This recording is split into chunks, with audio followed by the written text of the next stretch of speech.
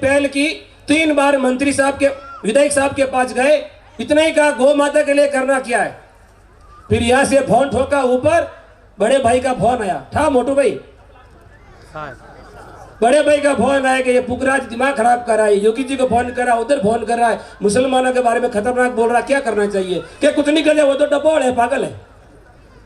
क्या पागल नहीं है, महापागल है, इसको जमीन दी जाए।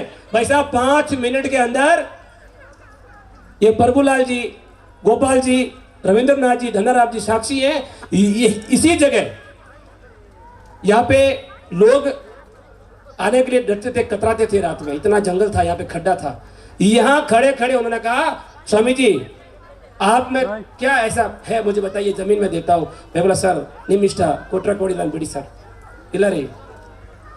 उन्होंने कहा कि मैं 1 राउंड काटता हूं, वो जमीन आपकी। इस गौशाला के प्रांगण में जहां पे आप झंडा लगा देख रहे हैं, लोग जिम रहे हैं, उसके नीचे नीम का पेड़ लगा, यहाँ पे मस्जिद बन रहा था, मस्जिद बना था। कान से सुनिएगा सभी मेरे भाइयों, समय मेरे पास कम है, भजन सुनना है गजेंद्र जी के और बाप जी के। यहाँ पे मस्जिद बन रहा है, इतना 5 फुट का मस्जिद बन गया, सामने 5 बाथरूम बन गए। बाथरूम बना के 2 साल हो गए, फिर कार्य शुरू हुआ। फिर मुझे किसी भाई ने, अनजान ने कहा, महाराज जी कुछ मत करिए, हमारे साथ आइए, लड़िए, केवल ये जगह पे कोई मस्जिद या कोई चीज नहीं बननी चाहिए, मंदिर बनेगा। मैं बोला किसका? बोले हमारा भगवान का। मैंने कहा फिर कर लो। लेकिन भाई उस दिन हमें आकर कसम खाई कि इस मस्जिद के जो नींव लगी है, पत्थर को जमीन से निकालकर इसको रोड पे फेंककर सबसे बड़ा यहाँ पे श्री कृष्ण भगवान का मंदिर, आई माता का मंदिर और भव्य स्वामी श्री रामाज्ञादास जी मठ गौशाला यहाँ पे निर्माण होगा। ये आपके सामने आज मैं कहूं तो मेरे आंखों से शब्द नहीं और आंसू नहीं, ये आज मठ के रूप में आपके सामने दिखाई दे रहा है। ये मात्र अरविंद जी लिंबावली साहब मिनिस्टर ने कहा था 1 साल हुआ, लेकिन मैं कहता हूं 7 सितंबर 2019 को जमीन मिली 1:13 पर और 1:18 पर जेसीबी जो किरण बिंजारा था उसने वो नींव खोदनी चालू कर दी। भाइयों कहना सब कुछ आसान है, करना बहुत मुश्किल है। लेकिन मैंने अपनी आत्मा को मारा, परिवार को छोड़ा, लेकिन परिवार मुझे थोड़ी छोड़ेगा, समाज मुझे थोड़ी छोड़ेगा। मैं कभी समाज को नहीं छोड़ता हूं। मैं सबसे यही कहना चाहूंगा कि अगर आप अन्याय का साथ कोई दे रहे हैं तो आप भी इस धर्म के महापापी हैं। और भगवत गीता में लिखा है दूसरों को कष्ट देना महापाप है। क्यों पंडित जी? गीता जी कहते हैं। और बात रही ये औरतें बहुत चतुर है, मैं कभी पक्ष नहीं लेता इनका, लेकिन हम भी एक औरत की पूजा करते हैं, आई माता की, वो भी तो औरत है। मैं बहन बेटियों से कहना चाहूंगा कि जिसके भी घर में 12 साल के ऊपर बेटी है या बेटा है, उसके साथ में मित्रता से रहिए, उसके साथ में सोइए और उसके साथ में अच्छा व्यवहार करिए और मोबाइल छीन लीजिए। अगर यहाँ पे गौशाला में बैठे मोबाइल नहीं छीना बेटियों से, तो आने वाले 2-3 साल में आपके बच्चे रोड पर गौ माता की तरह आवारिस लावारिस फिरते नजर आएंगे। रोज कहता हूं मैं, छाती ठोक ठोक कहता हूं, आप हमारे सनातन धर्म की बेटियों को मुसलमान लेके जा रहे हैं। धर्म परिवर्तन हो रहा है। हर मदरसे में यही कहा जाता है कि जाओ एक केटीएम गाड़ी दो, 1500 का पेट्रोल भराओ, दिन भर घूमो और कोई भी हिंदू की बेटी को पटाओ, शादी करो, बच्चे पैदा करो। नाम था राधा। साउंड कम नहीं करे भाई। यहां पे 205 घर मुसलमान के हैं, 200 घर हिंदू के। ये होसुर बंडे में डरे नहीं आप आज है कल नहीं, लेकिन बंदा यहीं रहेगा, जिंदगी भर यहीं मरेगा। लेकिन मैं आपसे कहना चाहूंगा, हमारे सनातन धर्म की अगर कोई बेटी कहीं चली जाए, कितना दर्द होता है।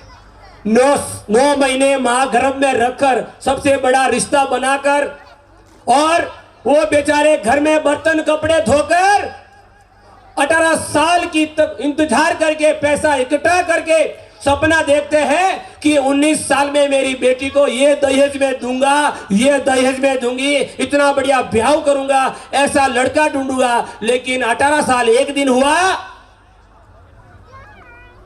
बेटी इज गॉन। बेटी भाग गई। किसके पीछे? सलमान के पीछे। किसके पीछे? अब्दुल के पीछे। किसके पीछे? फलाना के पीछे, रजा के पीछे। मां बाप गिड़गिड़ाते हैं। बीकानेर का सुना आपने वीडियो? अरे धिक्कार ऐसी औलाद को, ऐसे माताओं को। गौ माता बचेगी तो आपका वंश बचेगा, गौ माता बचेगी तो आपकी औलाद बचेगी, गौ माता बचेगी तो सनातन हिंदू धर्म बचेगा। मेरे भाइयों और मेरे बहनों, आप क्या सोचते हैं कि पुखराज जी ने मेला किया पैसों के लिए? नहीं। दिमाग से कचरा निकाल दीजिए मेरे भाइयों।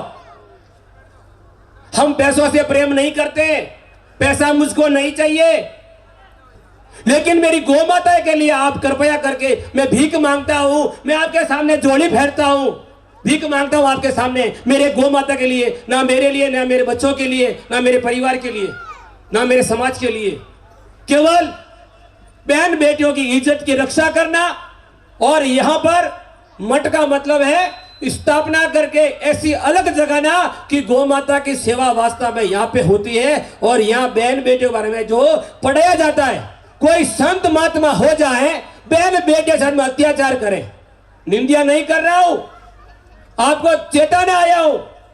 मैं बिल्कुल पागल हूं, मैं डपोल हूं, लेकिन मैं आपको कहना चाहूंगा, बाप जी ने हक की बात बताई, लेकिन वो मुझे शोभा नहीं देती। मैं आपको इतना ही कहना चाहूंगा, आप कुछ कर ना सको, लेकिन एक काम कर लो, जिंदगी के अंदर माता पिता की सेवा कर लो, अपनी औलाद को अच्छे संस्कार दे दो, अच्छे वस्त्र पहनना सिखाओ। मर्यादा खत्म हो गई है वस्त्रों की, हैं? ऐसे छोटे मोटे कपड़े पहनते शर्म आनी चाहिए। और ये हमारा शुरू से यही कहना है कि इस प्रांगण में कोई भी बेटी जींस पैंट टी शर्ट पहन के आएगी, उसको यहां से बाहर निकाल दिया जाएगा। जय हो। 5 साल से हम करते आ रहे हैं, माथे पे दुपट्टा नहीं, उस बेटी को भी इधर आने का अधिकार नहीं। ये 5 साल से करते आ रहे हैं। कोई अनजान है तो भी जान ले मुझे। क्यों? ये धर्म का मर्म है, ये धर्म का ज्ञान है। क्यों गुरुदेव? सनातन धर्म कहता क्या है? बस एक लड़ी डांड पड़ी खेम पड़ी। ऐसा नहीं करना मेरे भाइयों और मेरे बहनों।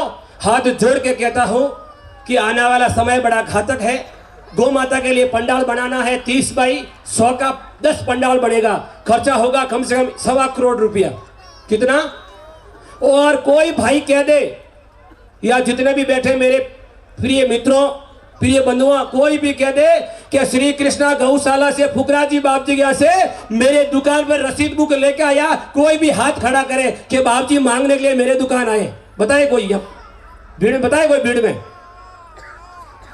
बताए कि फुक जी महाराज आपके दुकान या आपके घर भीख मांगने के लिए आए, गौ माता के लिए आए कभी 5 साल में?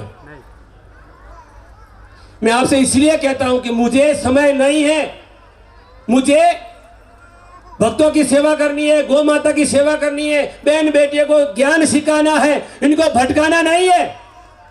अगर कोई भी औरत, कोई भी लड़की किसी लव करती है और कोई अपने पति को छोड़कर किसी भी इंसान के ऊपर बुरी नजर डालती है, तो मैं आई माता से कहूंगा कि कल सुबह उनकी आंखों से दिखना बंद कर दे। उंदा काम कोई औरत कर रही है, उसको दिखना कल से बंद हो जाए। ये मेरा श्राप है। देखना क्या करते हैं आप। कितना सहन करना, बोलो हम बताइए। जब बोलता हूं मैं आत्मा से बोलता हूं।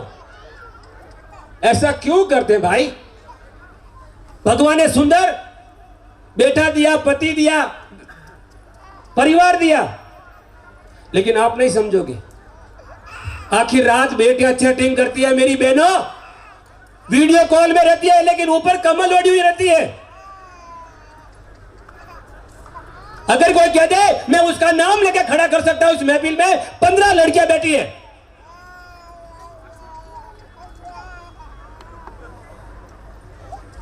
मुझे क्रोधित न करें। ना कुछ जानता हूं। मैं एक माँ की संतान हूं, स्वामी नहीं। मैं एक बेटा हूं माँ का।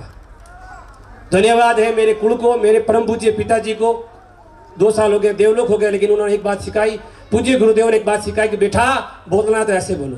मैं कहना चाहूंगा कि अगर मुसलमान हमारे ऊपर अत्याचार करेंगे तो एक हाथ में तो है माला और मेरे दूसरे हाथ में होगा बाला और है तलवार। देखिए ना मेरे हाथ में, देखी भाई।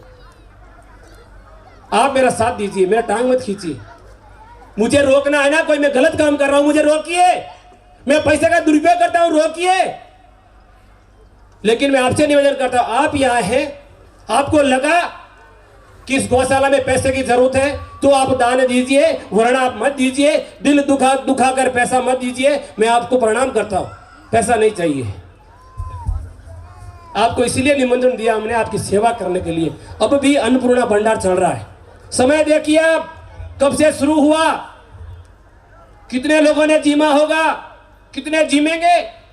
लेकिन हमने एक ही बात कही हलवाई साहब को, भाई साहब रात में 1-1:30 बज जाए, जब तक मेरा यहां से आदेश ना हो पट्टी बंद ना हो। मैं आपसे निवेदन करता हूं, ये आई माता का चमत्कार है।